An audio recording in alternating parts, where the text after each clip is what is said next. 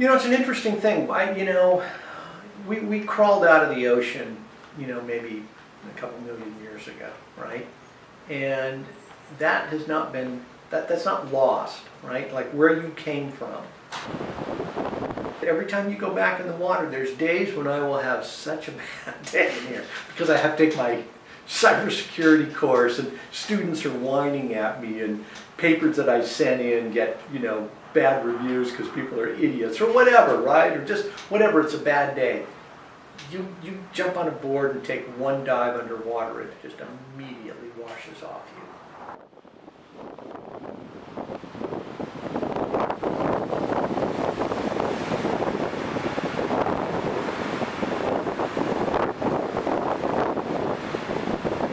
I am Stephen Mayfield. I am professor of molecular biology at the University of California, San Diego, and I'm an algae biotech guy. I actually run a center here called the California Center for Algae Biotechnology, and we make lots of products. So we were making foams here, and we had, knowing that we wanted to make surfboards, and we had made those, and then we refined them a little bit, and then one of the kids who was here for the summer was making these little things out of our foam. To get to the quality that John Florence would write them. It took us a couple years, right? It took us a while to get that formulation really well. Petroleum comes from ancient algae, right? It's not melted dinosaurs, it's not something else. It's just algae that's some of it 200, 300 million years old. Grew in shallow seas, kind of settled to the bottom. Dirt and sand filled on top of it, and over millions of years under high temperature and high pressure, the oils inside the algae converted to petroleum. So when we pull petroleum out of the ground, it's really complex because after millions of years under high temperature and pressure, a lot of those oils have formed new chemical bonds. Surfing to me is a lifestyle.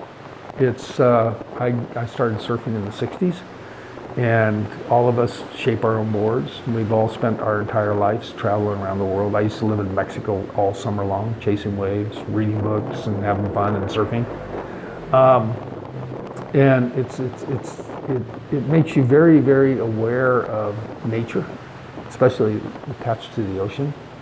It's very, very rewarding. It's one of the toughest lifestyle art forms or sports, whatever you want to call it, that there is. And because first of all, you have waves, they're all different shapes and sizes all around the world. And you've got your different equipment. It can be very dangerous. We've lost quite a few friends that have died surfing. But so the danger factor is there also, just like it would be with mountain climbing or something. And I wouldn't change it for the world.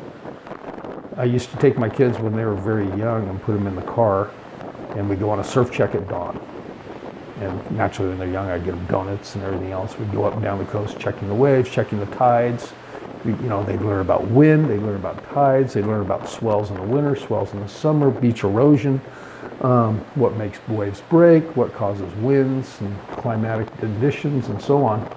And to this day, my kids still get up at dawn and they'll knock on my door or they'll come walking out when I'm making coffee and go, surf check.